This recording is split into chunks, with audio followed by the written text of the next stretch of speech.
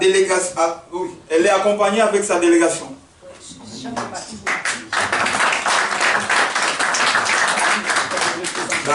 Donc elle est la présidente du Nouveau pour la paix et la concorde. Merci d'être venu. Nous avons M. Wabari Marioti, ancien ministre et président des CIS du Congo-Brazzaville.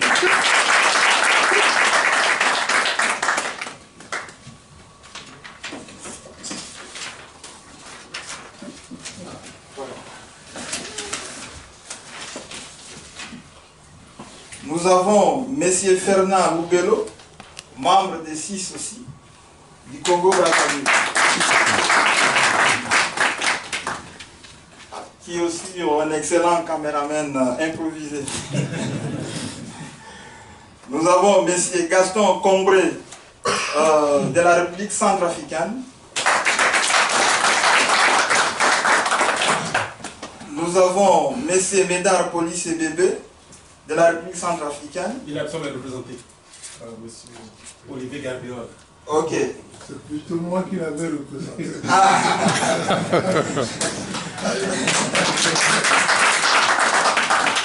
Nous avons Mme Marie-Reine Hassen, ancienne ministre et présidente de MRC République centrafricaine. Nous avons M. Rodney Eko-Rezek, qui représente l'opposition gabonaise, en particulier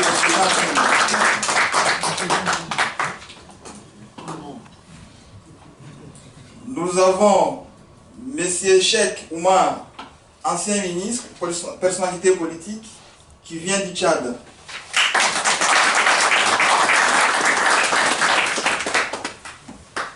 Je tiens à remercier aussi tous les invités qui sont présents avec nous, dont je n'ai pas pu citer les noms. Il y a les responsables, le secrétaire général de la FIDH, la Fédération internationale des droits de l'homme, M. Pon Sampou.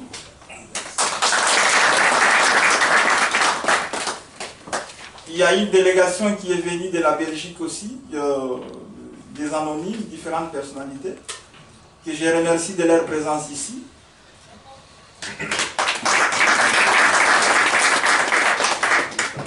Je remercie aussi les anonymes parisiens qui sont avec nous et puis ceux qui sont venus des provinces aussi.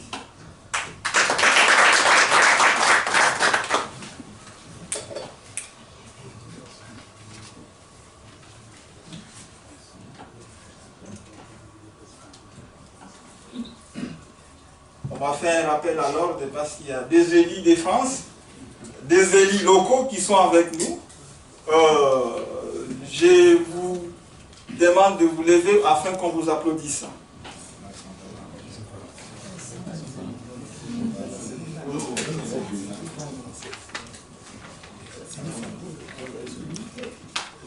J'ai oublié une des délégations importantes aussi, la délégation sénégalaise, Sidi Fall.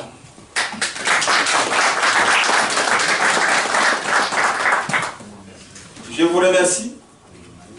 Les journalistes de toutes les chaînes qui sont présentes avec nous, en particulier notre cher ami Jean-Francis Moulumba, qui nous a aidés, qui est toujours là, prêt et disponible pour la plateforme. Ok, merci. Merci Gabriel. Alors, comme on avait dit, c'est une courte cérémonie. Vu aussi ce qui se passe ici à Paris.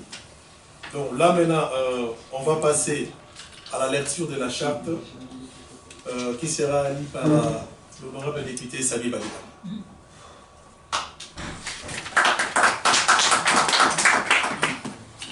Je vous remercie. Je vais essayer de vous lire cette charte qui est assez longue. Je vous demanderai donc d'être un peu patient.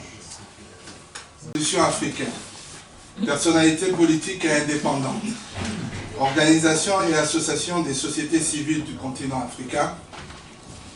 Faisant suite à la réunion de Paris du 14 novembre 2014 relative aux échanges d'expériences entre les oppositions africaines en matière de lutte pour le respect de l'ordre constitutionnel conscients de notre responsabilité devant l'histoire, devant nos peuples, nos nations et l'Afrique tout entière, résolument opposés à la violation de l'ordre constitutionnel pour des intérêts personnels ou des biens visant l'affaiblissement du principe électif au suffrage universel direct, devant le vent des révisions et de changements de constitution qui soufflent actuellement sur certains pays africains, préoccupés par le déficit de démocratie qui gangrène plusieurs pays d'Afrique, déficit marqué entre autres par les gravissimes atteintes aux droits humains, à la sécurité et à l'intégrité physique des citoyens, la restauration du monopartisme, l'intolérance politique, les entraves à la liberté d'aller et de venir, à la liberté d'opinion, d'expression, d'association et de réunion, de manifestation et de cortège, l'anomie, la malgouvernance, la corruption, l'impunité, les emprisonnements politiques d'opposants, l'instrumentalisation de la justice, indignés par des pratiques exacerbées de népotisme, de préférences ethno-régionales, de favoritisme, de clientélisme, de corruption, d'appropriation personnelle des biens publics, de succession dynastique du pouvoir, de gestion extra-budgétaire des finances publiques, d'enrichissement scandaleux des dirigeants et de leurs entourages immédiats, enrichissement illicite qui contraste avec l'extrême pauvreté du plus grand nombre privé de services publics essentiels comme l'éducation et la santé,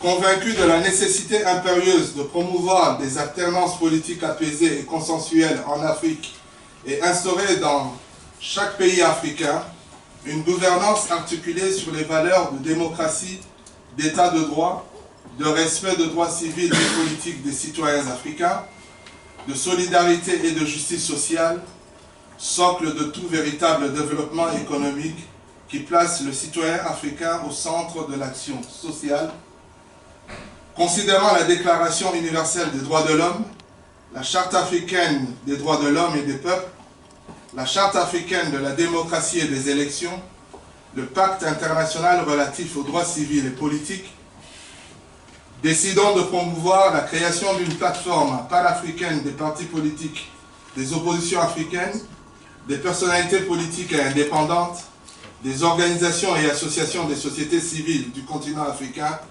régies par les dispositions ci-après. Titre 1. De la création, de la dénomination, des objectifs politiques et du siège. Article 1. Il est créé à Paris, en République française.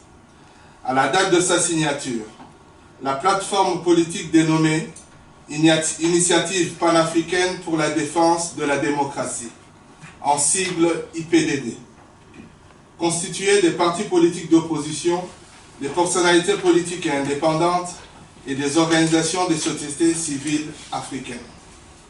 Article 2. Le siège international de l'IPDD est établi sur 13 bis, avenue de la Motte-Piquet, Paris 7, en France. Sur décision de l'Assemblée générale de l'IPDD, des délégations locales pourraient être créées en Afrique, en Amérique, en Asie et dans les autres pays de l'Union européenne. Article 3. L'IPDD a pour objectif d'œuvrer pour le respect de l'ordre constitutionnel en Afrique, tout particulièrement veiller au strict respect de la limitation des mandats des présidents de la République afin que les peuples africains puissent réellement élire et être gouvernés par des dirigeants de leur choix. Combattre toute succession dynastique du pouvoir en Afrique.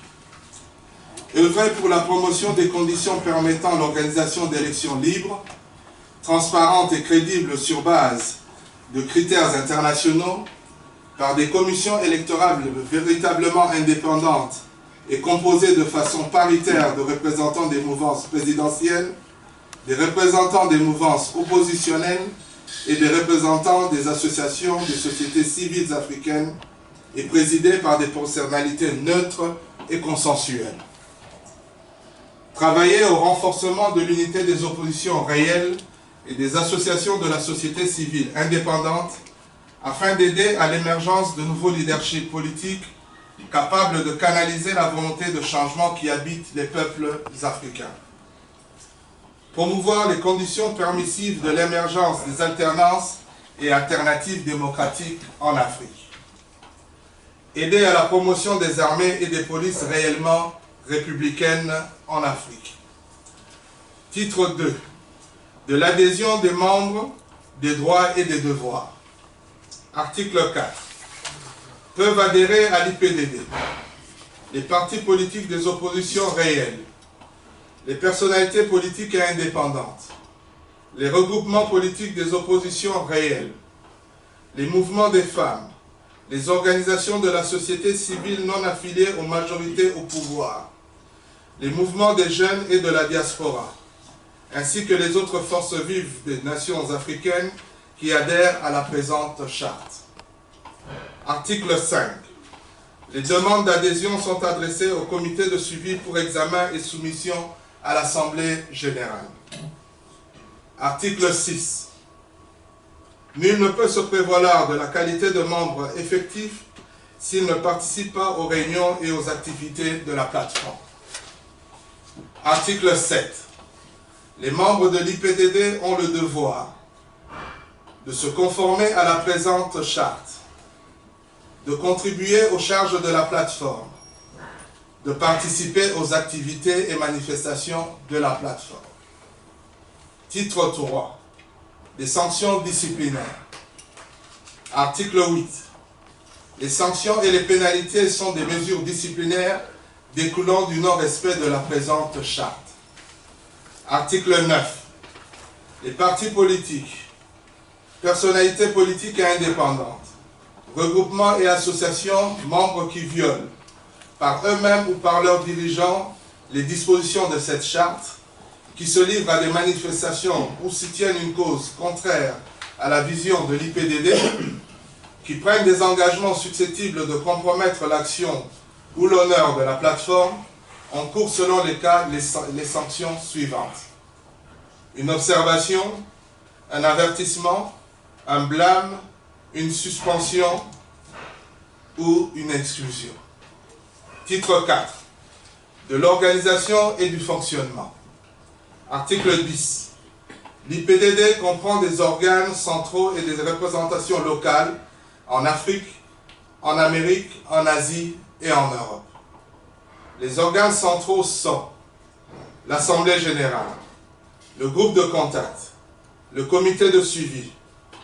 Les chargés de mission sont rattachés au groupe de contact. Article 11. L'Assemblée générale est l'organe suprême qui oriente la politique générale de la plateforme. Elle est composée de délégués des partis et organisations membres de l'IPDD. Le membre des participations et le mode de désignation sont fixés par l'Assemblée générale. Article 12.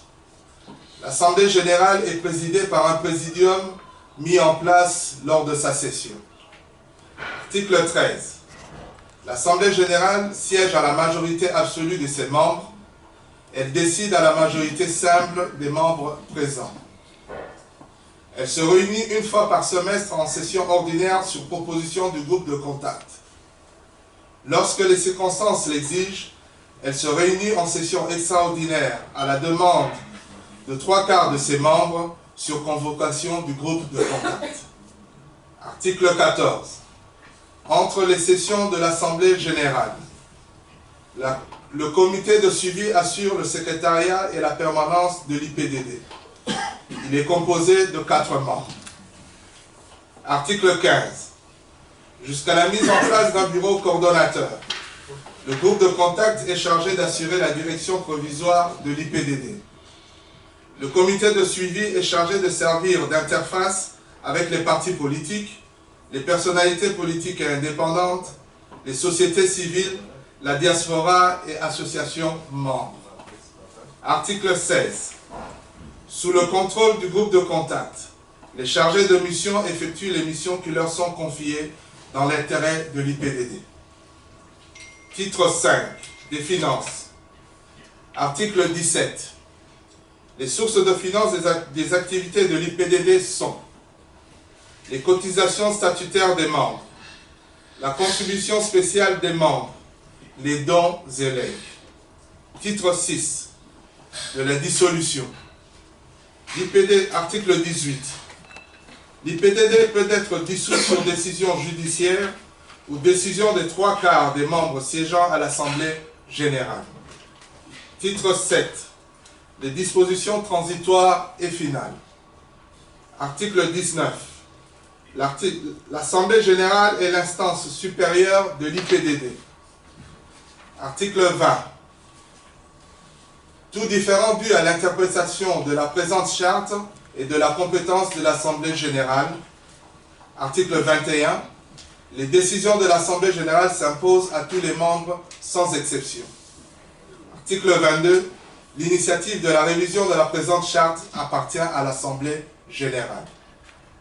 Et enfin, article 23. La présente charte entre en vigueur à la date de sa signature, c'est-à-dire ce 9 janvier 2015 à Paris.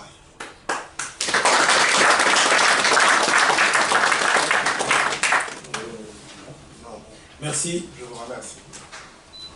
Monsieur Sami Badimana. Là, on va maintenant appeler monsieur le secrétaire général de la Fédération internationale des droits de l'homme, qui va nous parler pendant 5 minutes de problématiques des droits de l'homme et des oppositions africaines.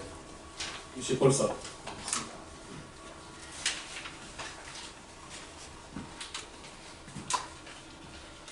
Mes chères sœurs, chers frères africains, au nom de la FIDH qui a été invité à cette cérémonie importante, je voudrais vous féliciter pour cette belle initiative qui vient en quelque sorte compléter un souci que nous, à la FIDH, nous avions et qui s'est traduite au mois d'août de l'année passée lors du sommet États-Unis-Afrique.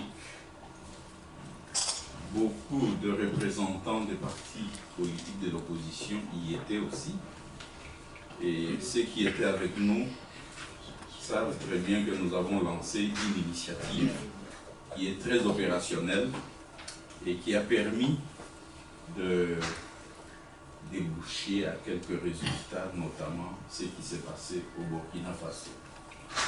La FIDH avait été sollicitée pour accompagner ces ligues membres en Afrique subsaharienne, notamment, tout particulièrement au niveau de l'Afrique francophone, où, comme vous l'avez dit dans le préambule de la charte, où l'actualité indique qu'il y a de manœuvres de toutes sortes qui sont menées par le chef de l'État africain afin de se maintenir au pouvoir et éviter une alternance politique dont la démocratie a besoin dans nos pays. Cette initiative dénommée « Mon vote doit compter » a connu l'adhésion de toutes les sociétés civiles africaines et également les personnalités qui étaient à Washington. Aujourd'hui, apprendre qu'une telle initiative voit les jours, je pense que les Africains peuvent être sûrs que cette fois-ci, c'est le printemps africain, moyennant la prise en compte des faiblesses qu'il y a eu après le printemps arabe. Et évidemment, pour nous, nous saluons vraiment cette initiative, je me répète, et nous pensons que d'ici là, nous ferons jonction. Nous allons travailler pour des actions véritables de promotion de la démocratie, de promotion des valeurs de dignité humaine. Nous allons main dans la main travailler pour que l'Afrique donne de la voix, une voix qui compte en matière de respect de ces valeurs de dignité humaine. Voilà pourquoi depuis lors nous sommes en campagne avec les organisations de la société civile, des personnalités, et bien entendu la place est ouverte à l'initiative pour prendre d'assaut tous les forums nationaux, continentaux et internationaux, pour faire entendre la voix de ces peuples africains qui sont brûmés, meurtris par les systèmes dictatoriaux en place.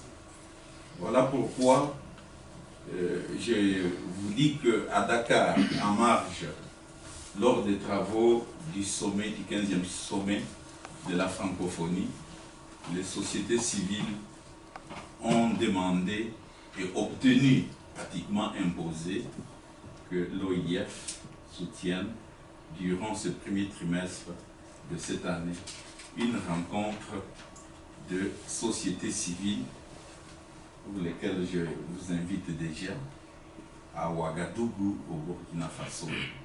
Une rencontre de ces sociétés civiles de pays francophones qui sont dans la tourmente, si vous voulez, qui sont dans cette problématique de révision intempestive des constitutions et, si vous voulez, de tripatouillage des textes organisationnels des élections, puisqu'il y en aura au moins en Afrique 52 entre 2014 et 2016, 52 élections, dont 25 élections présidentielles.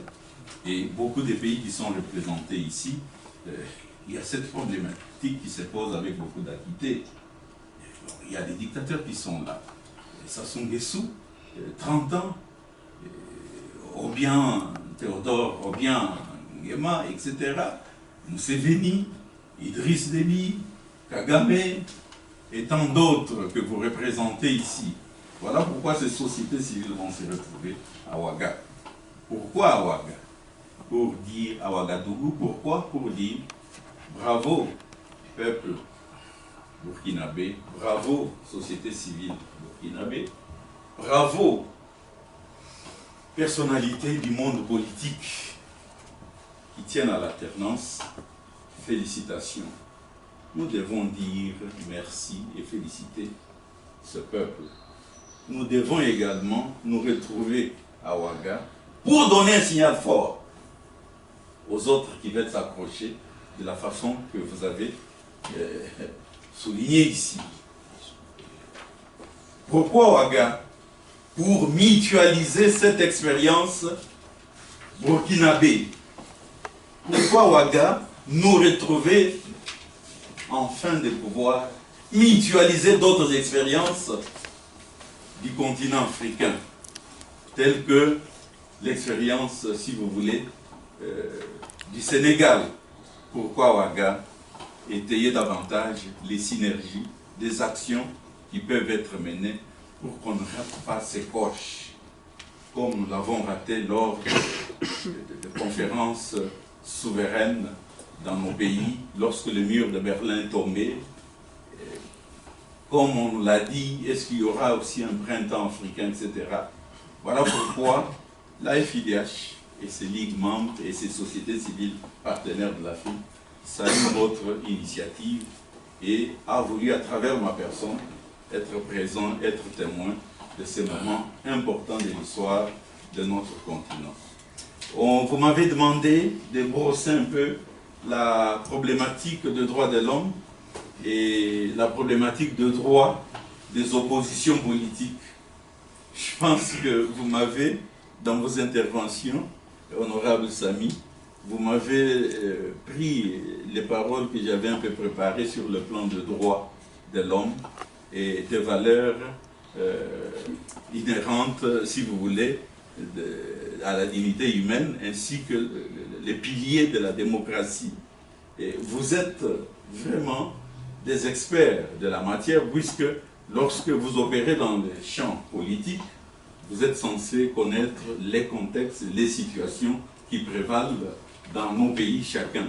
Donc ici, je ne viendrai pas à ce podium pour juste vous dire que dans tel pays, il y a eu ceci, il y a cela. Non.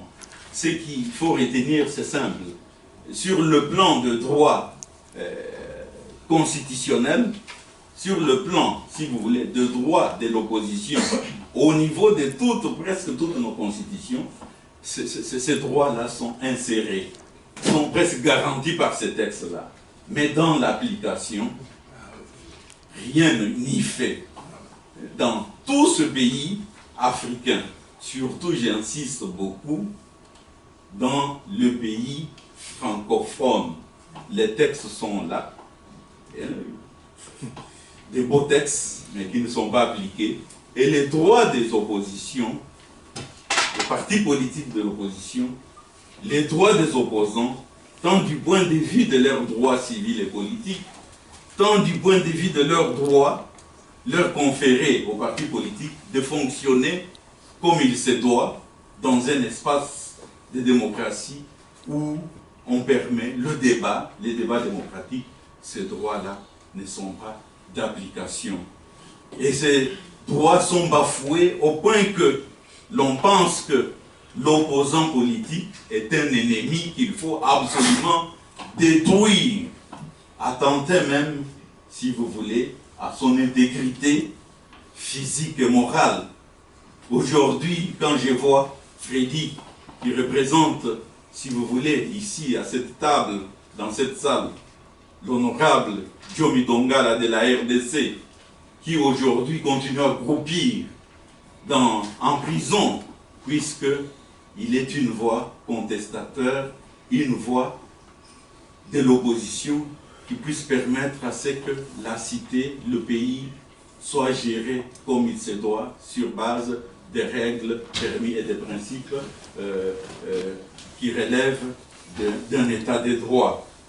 Et il y a des exemples, on peut les multiplier. Et on constate aussi à la FIDH que plus on approche des dates des élections, plus tous ces dictateurs en poste s'organisent pour bâillonner davantage la presse, violer les libertés fondamentales, s'attaquer à toutes les voix contestateurs ou dissidentes, et jeter même des gens en prison, des opposants en prison, qu'il s'agisse du Rwanda, où la situation n'est pas bonne, n'est pas réalisante, le Burundi, partout, nous avons un tableau très négatif de la situation des droits de l'homme. Et lorsque on approche des élections, il y a beaucoup de violations des droits de l'homme. Et il y a Madame Rose qui est membre et Monsieur Raimundo aussi qui est membre. Donc il y a aussi d'autres membres qui seront présentés prochainement.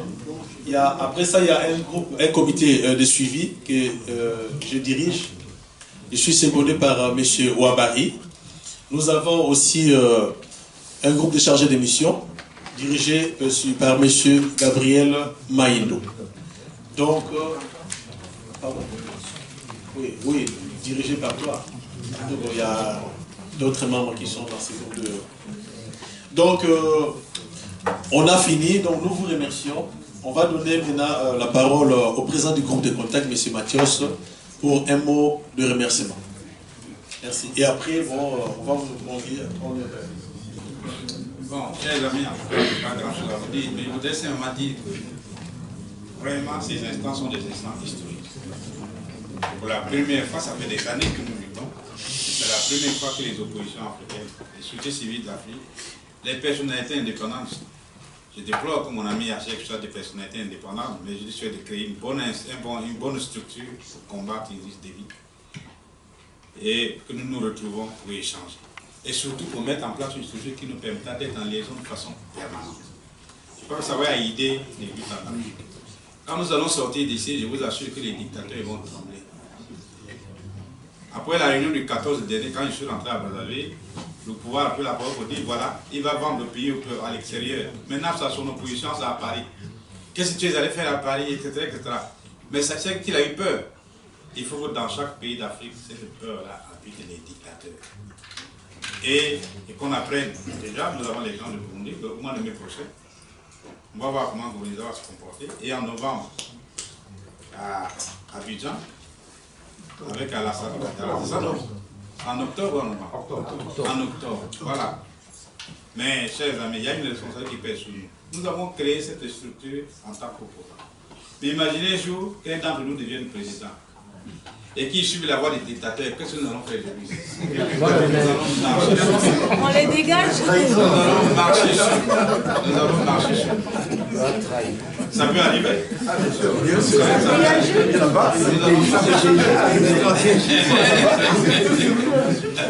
On mettra une stratégie pour faire ça. Les amis, en tout cas, nous pouvons vous remercier. Saluons l'idée. L'IPDD est encore ouverte à tout le monde, à tous les pays, à toutes les organisations politiques, de la société civile, des personnalités indépendantes qui pensent que la lutte africaine mérite qu'on s'y engage. Alors, nous serons les biens dans notre initiative panafricaine. Alors, ne vous laissez pas prendre également par la démagogie des dictateurs qui disent voilà, ils vont fonder ça à Paris parce que c'est sous les instructions des Français et tout ça. Il n'y a pas eu d'instruction française ici. L'initiative est proprement africaine. Personne, il n'y a eu aucune intervention. Personne ne nous a dit faites comme ça. Mais nous avons été mus par l'idée que la vie doit marcher en Afrique. Et comme je l'ai dit, le Burkina Faso a été le détonateur qui nous a permis de dire ah mais comment. Mais si nous tous, on pouvait nous mettre ensemble pour réfléchir. Parce que pendant ce temps, on était en contact avec les amis de Ouagadougou pour dire comment ça se passe là-bas, pour nous en parler un peu. Mais ça nous a fait réfléchir. Et voilà que l'initiative est née. Maintenant, à nous de travailler. En tout cas, merci beaucoup d'être venus, surtout les journalistes. Vous avez pris votre temps pour venir nous suivre. Merci à tous ceux qui sont dans la salle. En tout cas, en avant pour le travail, ne perdons pas notre temps. Nous allons préparer une prochaine assemblée générale qui sera plus solennelle que maintenant, là, où le débat sera important, où chaque pays devrait venir intervenir pour dire comment avance la lutte dans son pays. Quelle est la situation de l'opposition, la situation des mouvements de femmes, des jeunes, des mouvements des travailleurs. Nous en parlerons. Et préparer également nos stratégies, comme a dit Samy tout à l'heure, nous avons des stratégies. Mais dès à présent, mettons-nous dans le travail de lobbying. Il faut que l'association soit connue dans tous les pays africains et dans les autres pays du monde. Voilà, chers amis, je veux vous remercier. Notre séance est close. Merci beaucoup. On a prévu un petit pot pour vous. Merci. Nous demandons aux membres de l'UPDD de passer et signer le reste des exemplaires.